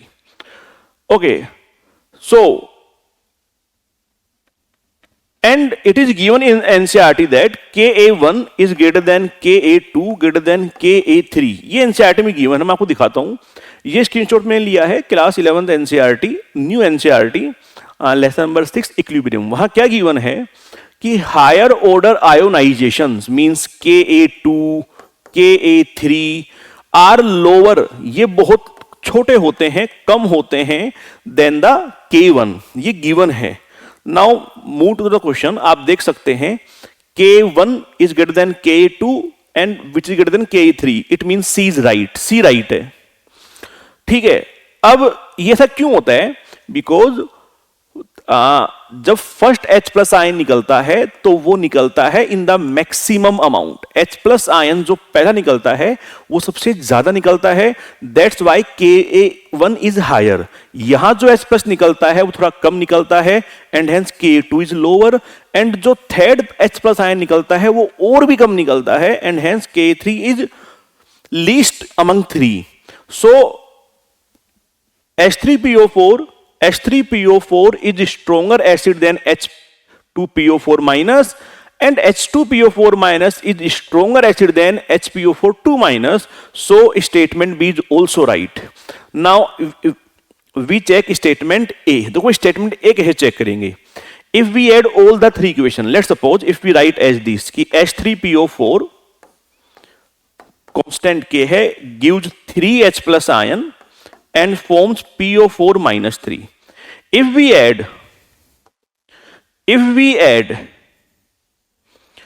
अगर हम तीनों equations को add करें, तो क्या होगा? हमने पढ़ा है ये cancel out, this equation will obtain. तो क्या होता है कि जब हम कुछ स्टेप्स को ऐड करके एक फाइनल इक्वेशन बनाते हैं तो उस फाइनल का जो कांस्टेंट आता है K is equal to the product of constant of all the 3 steps, कि आपने जो फाइनल इक्वेशन बनाई है उसका कांस्टेंट बराबर होगा इन तीनों स्टेप्स के कांस्टेंट के प्रोडक्ट के। ओके, दिस पॉइंट या this thing is given also in class 11th NCERT। If we take log, अगर हम दोनों तरफ log लें, log Ka1 into log Ka2 into log Ka3, so it will come log K equals to log Ka1, log की property apply करेंगे तो log Ka1 plus log Ka2 plus log Ka3, it means statement 1 is also right. Now you can check statement A, B, C are right, so the answer will 2. रहा D का ऐसा कोई relation होता नहीं है जो ये गिवन है, so statement A, B, C are right। तो आपने देखा कि जो स्टेटमेंट सी था वो बी एंड सी ये तो डायरेक्टली गिवन है, जो फर्स्ट स्टेटमेंट था इसको थोड़ा सा दिमाग लगाना पड़ेगा, और इसके बारे में भी गिवन है in the class 11th NCERT. Means again NTA ने क्वेश्चन फ्रेम किया फ्रॉम द एनसीईआरटी। तो आप मुझे बताइएगा जिसने भी क्वेश्चन सोल्व किया था, जिन्होंने पेपर दिया या मान लो अब तैयारी कर रहे हो, उन्हें क्या ये पता था कि ये क्वेश्चन एनसीईआरटी से फ्रेम हुआ है? कमेंट करके जरूर बताइएगा कि आपको ये पता था या नहीं। नाउ नेक्स्ट क्वेश्चन देखिए, this question is asked from the practical chemistry. Means जो 12th का सिलेबस होता है प्रैक्टिकल्स एक्सपेरिमेंट्स का, वहां से पूछा गया है। ये अगर एनसीईआरटी की बात करूं उसमें गिवन नहीं है, बट इसको भी हम सोल्व करवाएंगे with the help of trick in the upcoming classes. मैं आपको दिखाता हूं, देखिए ये मैंने स्क्रीनशॉट लिया है फ्रॉम माय नोट्स। जब मैं क्लास 12th में था और हमारे एक सर थे, उन्होंने मुझे बहुत अच्छे से पढ़ाया था, तो उनकी एक ट्रिक है जिसे मैं आपको दिखाता हूं। जीरो ग्रुप में जो रेडिकल्स हैं वो होती है NH4 आयन। जो फर्स्ट ग्रुप में है उसमें 3 रेडिकल्स होती हैं, Ag+, Hg2 2+, Pb2+। इसकी एक ट्रिक है जो सर ने लिखवाई थी। ये ट्रिक है, आज होगा प्रभात, आज से Ag होगा से Hg2+, प्रभात से Pb2+। ऐसे हर ग्रुप के रेडिकल्स की ट्रिक है। सो अगर क्वेश्चन पे जाएं तो कौन कौन से ग्रुप में कौन से आयन हैं ये हम इजीली सोल्व कर सकते हैं with the help of this tricks. But ये मैं आज नहीं करवा रहा हूं, क्योंकि अभी मेरा जो फोकस है वो केवल ये है कि कितने क्वेश्चन एनसीईआरटी से आ रहे हैं, कहां से आ रहे हैं, किस पेज से आ रहे हैं, किस लाइन से आ रहे हैं, वो आपको दिखाना। So now next question number 28। A equation is given and आपको कहा गया है कि हमें एनओ ज्यादा चाहिए, एनओ की अमाउंट ज्यादा चाहिए, तो ज्यादा कैसे मिलेगी? देखो delta H is positive given, positive दी गई है, मींस रिएक्शन इज एंडोथर्मिक। और आपने पढ़ा होगा एंडोथर्मिक के लिए high temperature is favourable. High temperature जो है वो फेवरेबल होता है। इट मींस हाई टेम्परेचर करेंगे, लो टेम्परेचर नहीं करेंगे। तो बी नहीं आएगा तो 4 नहीं होगा, 1 नहीं होगा। Now check C and D. देखो अगर हायर कंसंट्रेशन चाहिए आपको तो आप N2 या O2 की कंसंट्रेशन बढ़ा सकते हैं। तो ली चैटर्जी के अकॉर्डिंग जब आप रिएक्टेंट्स की कंसंट्रेशन बढ़ाएंगे तो रिएक्शन फॉरवर्ड डायरेक्शन में जाएगी, जिससे NO की कंसंट्रेशन बढ़ेगी। तो higher concentration of N2 and O2, C and D both are right, so the answer is second. Now अब मैं आपको इसका आंसर दिखाता हूं फ्रॉम द एनसीईआरटी। ये स्क्रीनशॉट मैंने लिए हैं new NCERT class 11 lesson number 6 equilibrium. आप देख सकते हैं इफेक्ट ऑफ टेम्परेचर चेंज कि एंडोथर्मिक रिएक्शन के लिए यानी कि पॉजिटिव डेल्टा एच के लिए अगर आप टेम्परेचर बढ़ाते हैं तो इक्विलिब्रियम कांस्टेंट बढ़ेगा मींस फॉरवर्ड डायरेक्शन में रिएक्शन जाएगी, जिससे जो उसकी प्रोडक्ट है यानी कि जो एनओ है उसकी कंसंट्रेशन बढ़ेगी। इफेक्ट ऑफ कंसंट्रेशन चेंज में आप देखेंगे कि कंसंट्रेशन, अगर आपने कंसंट्रेशन रिएक्टेंट्स की बढ़ाई, ठीक है, रिएक्टेंट्स की बढ़ाई तो रिएक्शन उस डायरेक्शन में जाएगी जहां वो कंज्यूम होंगे। मींस अगर आप रिएक्टेंट को बढ़ा रहे हो तो रिएक्शन फॉरवर्ड जाएगी, जिससे मोर रिएक्टेंट्स कंज्यूम हो एंड कन्वर्ट हो इनटू द प्रोडक्ट, ठीक है। और आप देख लीजिए अगर हमें NO बढ़ाना है तो आपको ये बढ़ाने होंगे। It means higher concentration of N2 and O2 करना होगा ताकि रिएक्शन फॉरवर्ड जाए, NO ज्यादा बढ़े।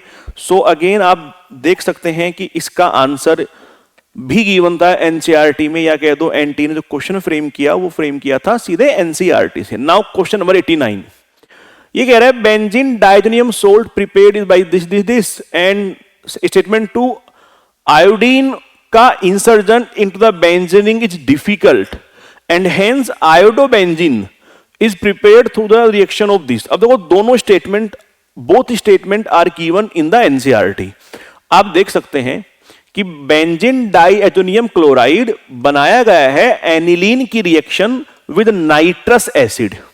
तो यही था स्टेटमेंट फर्स्ट कि benzene diazonium salt is prepared by the reaction of aniline with nitrous acid, ठीक है। नाउ स्टेटमेंट 2 देखिए कि iodides can not be prepared by direct halogenation. Direct halogenation से आप आयोडोबेंजीन एंड फ्लोरोबेंजीन नहीं बना सकते, ठीक है।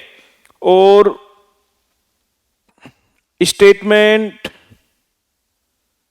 ओके, 2 ही स्टेटमेंट गिवन थे। ओके, एक और गिवन है कि benzene diazonium chloride decompose easily in the dry state, ये भी गिवन है एनसीईआरटी में, आप देख लीजिए। It decomposes easily in the dry state, means statement 1 and statement 2 both are correct. और आपने देखा कि कैसे एनटीए ने फिर से क्वेश्चन फ्रेम किया from the line of the NCERT text book. तो ये जो स्क्रीनशॉट था ये मैंने लिया था new NCERT class 12 chapter number 9 amine से लिया है। और आप देख सकते हो कैसे एनसीईआरटी की एक एक लाइन से जो एनटी है वो क्वेश्चन फ्रेम कर रहे हैं। जो मेरा अपकमिंग वीडियो होगा जिसमें मैं 2024 का पेपर के सोर्सेज आपको मैपिंग करवाऊंगा, उसमें मैं दिखाऊंगा कि कैसे अमाइन चैप्टर से तो वो लाइन बाय लाइन से क्वेश्चन फ्रेम कर रहे हैं। तो हम देखेंगे in the upcoming videos. Now last question of the 2025 paper. Question क्या है कि एक कंपाउंड गिवन है, फर्स्ट ऑफ ऑल उसको रिजेक्ट करवा रहे हैं with the access CH3 MgBr, ठीक है। देखिए होता क्या, मैं पहले आपको स्क्रीनशॉट दिखा दूं। ये स्क्रीनशॉट मैंने लिए हैं class 12 NCERT lesson number 8 aldehyde ketone and carboxylic acid. आप देख सकते हैं अगर हम कीटोन लें, दिस इज कीटोन, और उसको रिजेक्ट करवाएं with the Grignard reagent, then it form 3 degree alcohol. वहीं अगर हम साइनाइड लें और उसकी रिएक्शन करवाएं विद द ग्रिग्नार्ड रिएजेंट, तो first it will form imines and then after hydrolysis it forms ester. ये क्या बना रहा है, सॉरी एस्टर नहीं, ये इट फॉर्म्स कीटोन। तो इमाइन आफ्टर हाइड्रोलिसिस क्या बना रहा है, कीटोन बना रहा है। बोथ इक्वेशन आर गिवन और इन्हीं इक्वेशन से एनटीए ने फ्रेम किया है द लास्ट क्वेश्चन। देखिए कीटोन है, होता क्या है कीटोन की रिएक्टिविटी साइनाइड से ज्यादा है। तो first of all ketone will react with the Grignard reagent और ये बनाएगा 3 डिग्री अल्कोहल। आपने देखा 3 डिग्री अल्कोहल बनाता है, यहां अल्कोहल है नहीं है तो 2 नहीं होगा, यहां अल्कोहल है यहां है यहां है, okay. Now next CN will also react, CN करेगा और क्या बनाएगा कीटोन, यहां नहीं कर रहा तो 3 नहीं होगा, कीटोन बनाएगा, यहां क्या है अल्कोहल तो ये भी नहीं होगा, तो बचा क्या 4। तो in this case the answer is 4। तो अगेन ये जो ऑर्गेनिक केमिस्ट्री जो जनरली स्टूडेंट को डिफिकल्ट लगती है, मैंने बहुत से बच्चों को देखा है जो कहते हैं सर ऑर्गेनिक केमिस्ट्री नहीं आ रही है, डिफिकल्ट है। जो बच्चे सीकर जयपुर कोटा पढ़ते हैं, जो मेरे ही स्टूडेंट्स होते हैं, कहीं बाहर चले जाते हैं पढ़ने के लिए, वो एक ही शिकायत करते हैं सर ऑर्गेनिक केमिस्ट्री में दिक्कत आ रही है। मैं उन्हें कहना चाहता हूँ आप देखिए कि नीट के पेपर में जो ऑर्गेनिक केमिस्ट्री के क्वेश्चंस आ रहे हैं वो डायरेक्टली एनसीईआरटी से आ रहे हैं। अगर आप एनसीईआरटी को फोकस करके ढंग से पढ़ेंगे तो you can do all the question of organic chemistry in the NEET paper, okay. तो आप मुझे बताइएगा कि इस साल 2025 नीट पेपर में 45 में से कितने क्वेश्चन जो हैं डायरेक्टली एनसीईआरटी से आए थे। और ये भी बताइएगा कि इस वीडियो को देखने से पहले आप क्या सोचते थे कि कितने क्वेश्चन एनसीईआरटी से आते होंगे इन केमिस्ट्री, और वीडियो देखने के बाद क्या आपकी थोड़ी सोच बदली है और कितने क्वेश्चन आए हैं ये जरूर कमेंट करके बताएं। Thank you.